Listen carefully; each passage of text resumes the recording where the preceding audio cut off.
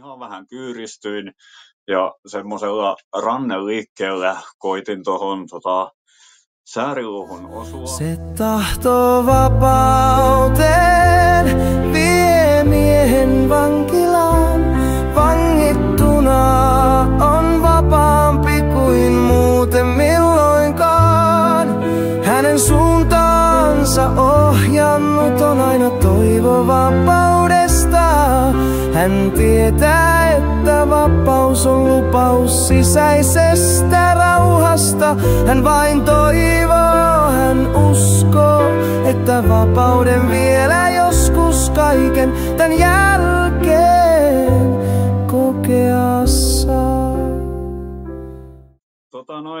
Elikkä tapahtuma oli semmonen, että mä olin ollut mun vuokranantajalla tämmöisessä jossain kuntouttavassa työkokeiluhommassa. Ja siinä vaiheessa vielä tämä toinen pariskunta ei asennut siellä kämpässä, mihin ne muutti. Ne muutti siis samalle vuokranantajalle asumaan, mikä mulla oli. Ja mä olin ollut remppaamassa niiden kämppää siellä sun muuta. Ja näin tämmöisen tilanteen sitten, kun ne oli tuonut muuttokamoja sisään sun muuta, niin sitten ne pamahti siihen pihaan samalla aikaa. Ja mä sitten siitä kerroin, että tai sanoin, että niin, että mä oon, niin no, sanotaan tämäkin, että ennen jo, kun ne muutti, niin siellä Rantasalmella tai vuokranantajalla ainakin oli tiedossa se, että sieltä tulee semmoinen pariskunta, joka osaa hävittää ruumiin ja tehdä semmoisen tuhopolton, ettei mitään jää mistään jälkeä ja kukaan ei tiedä yhtään mitään. No, sitten näin ne siinä niiden pihalla siinä, kun ne toi muuttotavaroita sisään ja oli vuokranantajalta saanut tietoa, että ne toi jo eläimet sinne navettaan eilisenä päivänä, eli päivää ennen kuin nähtiin. Ja pyysin, että joo, että mahtaisiko päästä elukoita katsomaan siinä. Ja mentiin sitten koko porukka katsomaan eläimiä ja vähän aikaa kun siellä oltiin, niin mä kyselin, että toimiko nämä vesisysteemit, kun se oli niin kuin vanha navetta, missä oli tämmöisiä hevosen tai lehmän niin sanottuja juottoautomaatteja, että kun tunkee kuonossa sinne, niin rupeaa vettä tulemaan. Ja ne ei ollut missään toiminnassa nyt. Ja mitään vettä ei silloinkaan löytynyt eläimiltä sieltä. Ja sitten mä niin kyselin, että onko missä näillä on vesilähde, niin sitten sanottiin, no nyt ei näyttänyt olevan, että lähettivät pojan hakemaan vettä, mutta ikinä mä en tosiaan nähnyt, kun vettä olisi tuotu sinne eläimille, mutta jo siinäkin vaiheessa niin oli hyvin todennäköistä, että eläimet oli ollut siinä vuorokauden verran vettä. He soittavat mulle varmaan pari viikon päästä siitä, että lähdekö samaan baariin tutustumaan, kun on tämmöinen sama vuokranantaja kuitenkin, niin olisi kiva tutustua. Ja mä sanoin, että ei nyt pysty ihan lähtemään, että mä oon just ollut 3 päivää, tosi pitkää päivää mettähommissa ja pitäisi ruveta vähän tätä omaakin kämppää lämmittämään täällä. Ja siitä meni varmaan viikon verran, kun mä taisin soittaa sitten niille ja sanoa, että nyt olisi semmoinen viikonloppu, että jos haluatte, niin voin tulla tuohon paikalliseen sitten katsomaan. Ja no kova hinku niillä oli vissiin saada mut sinne paikalliseen, kun Rantasalmen lähin taksi oli siinä vaiheessa Varkaudessa. Niin he tulivat hakemaan mut sillai, tai soittivat ensin, että tilanne on nyt tämä, että taksi on tuolla. Että mitä jos he tulee hakemaan mut ja mennään ensin siihen niiden pihalle ja otetaan siitä taksi. Mä sanoin, no onko ajokuntoa sit hyvin ja tämä naishenkilö sanoi, että joo, no isäntä on tuossa pari ottanut, mutta ei se mitään niin kuin vaikuta. Ja mä kysyin, että jos sä uskallat mennä kyytiin ja jos ajo menee ihan hyvin, niin kai mäkin sit voi siihen kyytiin tulla. Ja mentiin tosiaan sillä sitten, että isäntä tuli mun siinä, en tiedä kuinka monta ottaneena, mutta kuitenkin vissiin alkoholivaikutuksen alaisena hakemaan. Ja kun päästiin niiden pihalle, niin ei muuta kuin hypättiin autosta ulos ja taksia odotti siellä. Ja mentiin taksilla baariin ja Baaris meni niinku ihan loistavasti kaikki, ihan tosi hyvä tunnelma ja mä en niinku yhtään tajunnut, millaisia psykopaattejen kanssa mä oon tekemisissä, mutta siellä baarissa isäntä oli sitten meistä kaikki eniten juovuksissa, kuten esitutkintapöytäkirjojen baarin omistaja todistajanakin myös sanoi. Ja isäntä meni siellä pihalla tupakilla lipsauttamaan semmoisen, että joo, että on hänkin niin kuin ollut poliisissa hommissa ja tekee poliiseiden kanssa jotain yhteistyötä vieläkin. Mutta meni aika vaittonaiseksi siitä. Ei mitään, baarissa meni kaikki ihan hyvin. Mä en niin kuin oikein reagoinut siihen. Olisi varmaan siinä vaiheessa jo pitänyt ottaa hatkat, kun toinen on ollut poliisina ja tekee poliisin kanssa jotain yhteistyötä vieläkin. Mutta baarissa tuli pilkku ja tilattiin taksi, mentiin niille päin jatkoille. Joo, mä sanoisin pihalle, että varmaan on mukavampi niin kuin koirien kannalta, kun siellä oli 2 koiraa siellä, että päästätte koirat ensin ulos, ettei niin kuin vieras henkilö mene kämppään, kun tiesin, että on kuitenkin saksanpaimen koira, niin voi olla vähän tämmöistä reviiripuolustustakin. Ja se saksanpaimen koira, kun tuli sieltä ulos, se oli niin luut paisto joka paikasta läpi, ettei niinku hyvä, kun pystyy katsomaan sinne päin, mutta se oli jotain siis niin kauhean näky, mitä mä en ollut ikinä nähnyt ja enkä halua ikinä toisten nähdäkään. Mä tosiaan sanoin siitä, mä olin kyykyssä se Saksan paimenkoira vieressä sit siinä maassa ja silitteli sitä ja kauhisteli, että miten voi vittu olla tämmönen, että en tiedä, mahtoiko olla edes 20 kiloa painoa siinä vaiheessa Saksan paimenkoiralla ja sanoin siitä, että ei tämä niinku ole todellista, että nyt tarvitsee koiralle saada heti ruokaa. Se muija meni ihan lukkoon siinä vaiheessa.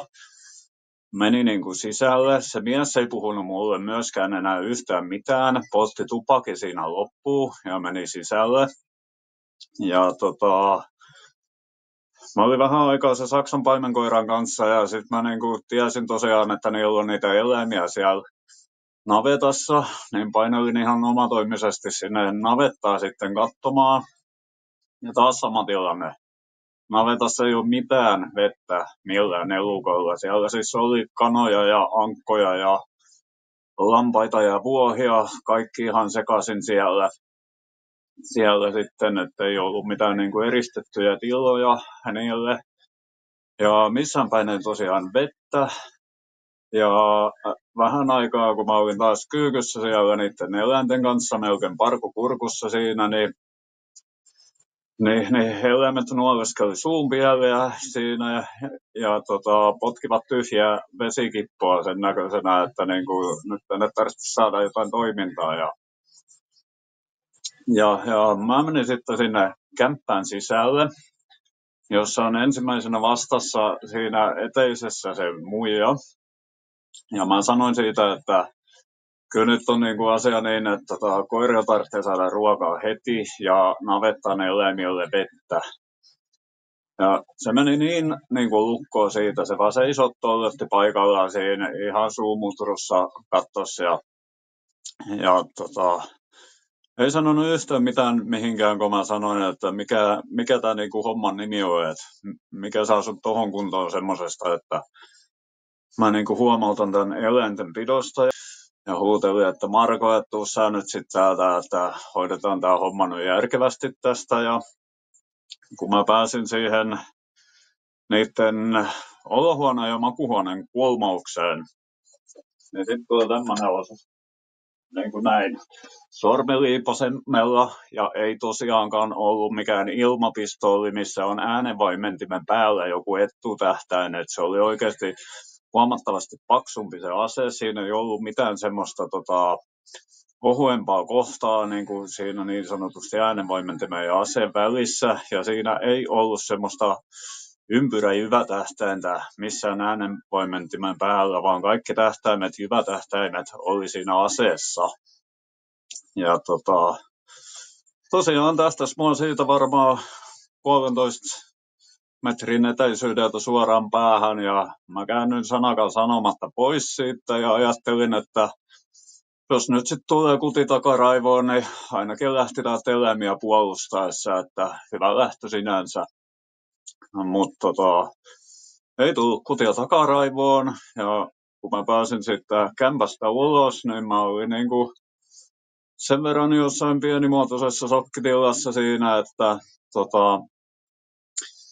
mä lähdin kävelemään vaan niin kuin ensimmäisen tuttuun paikkaan päin. Ja se oli sitten mun vuokranantaja piha, mikä oli noin 2 kilometrin päässä silloin. Ja siellä oli tosiaan aivan kaamea ilma, että siinä yönä tuli varmaan semmoista 15 senttiä räntää lunta ja oikein tuulen kanssa sieltä. Ja mä kävelen sitten vuokranantajan pihalle. Ja siellä on tosiaan Rantasalmen maaseudulla niin 3 koiraa vartioimassa sitä pihaa. Kaikki ovat siellä ketjun päässä sitten ja omat kopit heillä vähän joka paikassa. Ja koirat tosiaan tunsi mut, kun mä oon siellä aina käynyt ja koitin soittaa vuokranantajalle. No, hän oli vissiin huomannut sen puhelun, mutta kun oli tietoinen siitä, että me ollaan niin kuin baarireissulla, niin se meinasi, että tämä on vaan joku saakelin kännipuhelu, että pummataan kyytiä tai jotain vastaavaa, ja ei ollut reagoinut siihen mitenkään, ja ei mitään, taksi tuli sitten, ja lähdin taksilla kotiin, ja sanoin sitten, että tämä oli niin virhettä koko ilta, että ei niin kuin toivon, että ei tätä olisi ikinä tapahtunut, ja kerroin just, että siellä on niin kuin aseella uhattu suoraan, ja rupesin sitten soittelemaan ensin poliisin vihjepuhelimeen. Soitin sinne tämän saman, että siellä on niin kuin aseella tähdätty päähän ja eläimet ilman vettä navetassa ja todennäköisesti ilman ravintoa koirat sitten. Mutta silloin soitin ensin poliisit vihjepuhelimeen ja sen jälkeen mä soitin hätäkeskukseen ja kerroin nämä tilanteet, että aseella tähdätty päähän ja eläimet ilman vettä.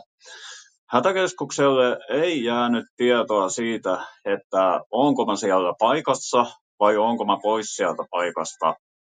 Ja he on välittänyt poliiseille tämmöisen viestin, missä poliisitkaan ei tiennyt silloin vielä, että olenko mä pois sieltä paikasta vai siellä paikan päällä.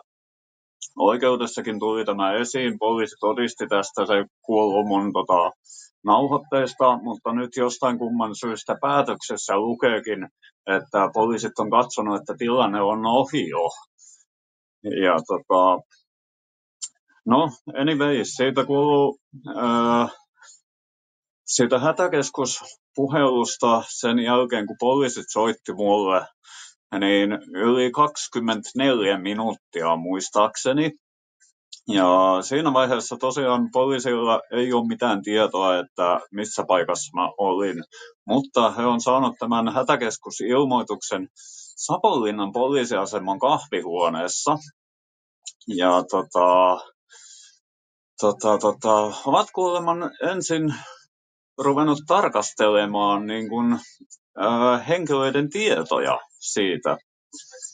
Että vaikka on ollut tämmöinen tiedossa, että aseella on uhattu, eikä ole tiedetty, että onko niinku tilanne ollenkaan ohi sun muuta, niin he tarkastaa ihmisten tietoja siinä, että ei he niinku lähde menemään tähän tilanteeseen. Ja poliisit soitti mulle siinä 4 kertaa, ja mä soitin poliiseille takaisin 2 kertaa, mutta ne 2 kertaa, mitä mä soitin takaisin, ne on jopa mun puhelinlogista pyyhitty pois siinä, että näyttäisi siltä, että en ole sitten niin paljon poliiseihin ottanut yhteyttä.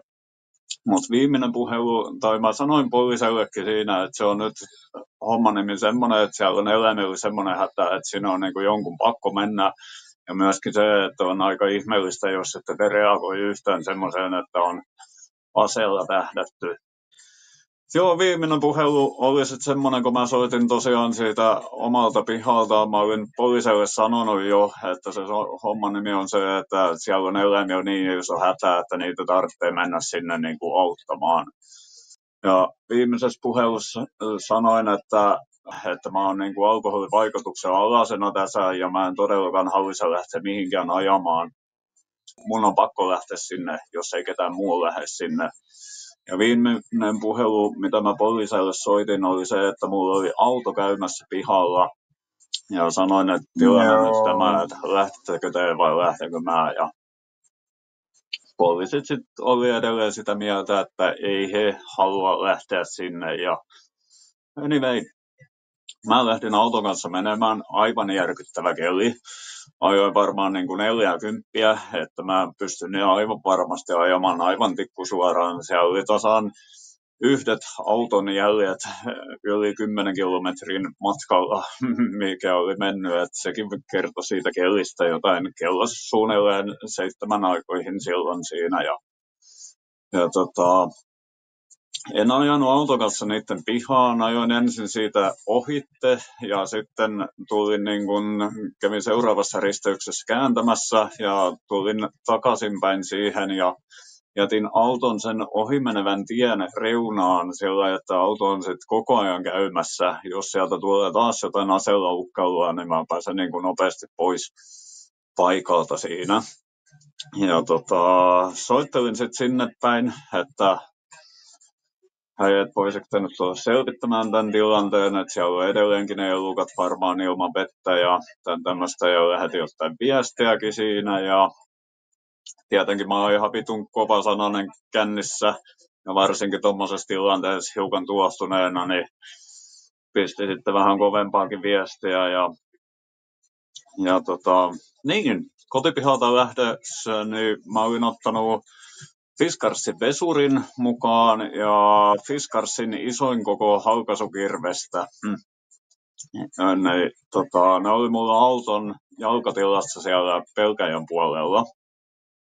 Mä otin ne siinä tarkoituksessa, olin jo sitten baarin jälkeen, kun mä olin kotipihalle päässyt ja oman koiran kanssa siinä touhunut, niin mulla oli sitten toppahallerit päälle ja tämmöistä, ja tällä vajaa 2-metrisenä, niin näyttäähän se aika saakelin uhkavalta, että jos menee noin, ettei välttämättä heti tulisi niin paljon niin kuin sillä aseella etulyöntiasemaa siihen jutteluun, jos tämmöistä tapahtuu. Ja no, se mies tuli sitten ulos sieltä kämpästä, ja siellä oli siinä vaiheessa niin kuin ase siinä esillä. Sitten tuossa oikeassa kädessä ja oikean jalan vieressä siinä. Ja siinä vaiheessa, kun mä näin sen aseen, niin sitten mä kumaruin sinne auton jalkatilaan, missä oli siis auto, mikä oli koko ajan käynnissä ja ovi auki, että mä pääsen pois lähtemään. Ja mä en mennyt paria metriä kauemmas siitä autosta ollenkaan siinä koko aikana. Sitten, että en mennyt edes heidän pihatien puolelle, kuten ei mun kengänjälkeäkään löyty sieltä pihatien puolelta, että niitä oli löytynyt vaan siitä ohimenevältä tieltä. Ja tosiaan, kun se tuli aseen kanssa sieltä, niin sitten mä niinku kumaruin sieltä auton jalkatilasta ottamaan kirve ja vesurin. Mulla oli kirves vasemmassa kädessä ja vesuri oikeassa kädessä siinä, ja siinä sitten juteltiin niin napit vastakkain sen miehen kanssa jonkun aikaa, ja se koitti niin paljon valehdella, kun vaan pystyy, että ei hänellä mitään asetta ole, ja ei hän niin tiedä yhtään, mistä sä puhut, että ei ole mitään aseita, ja ei hän todellakaan ole aseella tähdännyt päähän, ja mä olin sellainen periaatteessa väliä, mutta menen nyt vittu laittamaan niille eläimille vettä, ja siinä vaiheessa, kun mä olin ottanut kirveen ja vesurin sieltä auton jalkatilasta, niin sitten kun mä olin kumartuneena sinne ja katsoin uusiksi sitä miestä päin siinä, kun se käveli mua kohti silloin, niin mä en nähnyt sitä asetta enää. Et se on todennäköisesti lykännyt se johonkin takin alle tai johonkin jemmaan. Ja niin, senkin verran vielä, että kun tämä mies tuli sieltä ulos, niin siellä ei ollut mitään huomioväritakkia. Siellä oli kylpytakki ja siinä päällä joku sinertävä harmaa musta toppatakki ja kroksit ja villasukat. Ja niiden villasukkien ja kylpytakin välissä oli noin 10 senttiä paljasta säärtä siinä. Ja ennemmin tai myöhemmin, kun se tilanne ei niin kuin johtanut siitä mihinkään, mä meinasin sillä, että mun on niin kuin pakko tehdä tässä jotain, että mä pääsen turvallisesti tuohon autoon. Ja mä meinasin ensin, että mä lyön sitä kerran täysillä päin näköä, niin aivan varmasti pääsen sitten menemään tuohon autoon ennen kuin se kerkee tehdä mitään ja lähtemään niin kuin saman tien siitä alle 2 sekunnissa mä olisin ollut jo kaukana. Ja siinä kun mä en uskaltanut sitä nyrkillä lyödä päähän, niin mullahan niin kuin siinä vaiheessa mä tajusin se palea säären siinä, että hitto kun mä kopautan tuohon sääriluuhun vähänkin, niin se ihan varmaan hämää sitä sen verran, että mä pääsen autoon menevään. Ja en ottanut kädellä tosiaan mitään vauhtia, että se olisi edes mitenkään huomannut sitä, vaan ihan vähän kyyristyin ja semmoisella ranneliikkeellä koitin tuohon sääriluuhun osua, mutta se huomasi sen verran, että se sai vähän jalkaa käännettyä ja se vesurin isku osuu ihan suoraan tuohon ulkosyrjään vasempaan jalkaan. Edelleen otin siis napit vastakkain. Ja siinä mä olin niin kuin sen iskun jälkeen, niin mä olin tosiaan siinä 2 sekunnissa autossa menossa jo poispäin, kun se lähti siitä niin kuin kävelemään sit kotia päin, sanoi ai ja kääntyi ja lähti vähän kävelemään siitä. Ja mä en katsonut yhtään taaksepäin, että mitä sit mahtaa seurata, että tosiaan lähdin autolla spurtaamaan siitä aika vauhdikkaastikin menemään. Ja sit mä pääsen kotipihalle siitä sit menemään ja poliisit on tullut ottamaan mut kello 8.18 kiinni ja väittää näin, että ne on tullut ensin mun luokse, jonka jälkeen ne on vasta lähtenyt, mun kiinnioton jälkeen on vasta lähtenyt sinne toiseen paikkaan. No, anyway, siellä on toisessa paikassa sitten kuitenkin ambulanssi ollut vissiin kohteessa kello 7.50 ja väitetysti on elpytetty tätä toista miestä. Tästä mä en yhtään sitten tiedä, että mitä siellä on niin kuin oikeasti siinä vaiheessa tapahtunut, mutta mä uskon, että sitä niin kuin vammaa on isonnettu jo siellä niiden pihalla, koska hänellä on vissiin ollut myös päässä joku vamma, niin mä en ole ihan varma, meneekö tämä homma niin, että se on koitettu kolkata tajuttomaksi ja sen jälkeen isontaa sitä vammaa. Tämä nainen siis on toiminut tutkimuspatologina pallotellen ruumiita, että se on ollut hänen duuni jossain vaiheessa. Tahto vapauteen vie miehen vankilaan, vangittuna on vapaampi kuin muuten milloinkaan. Hänen suuntaansa ohjannut on aina toivo vapaudesta. Hän tietää, että vapaus on lupaus sisäisestä rauhasta. Hän vain toivoo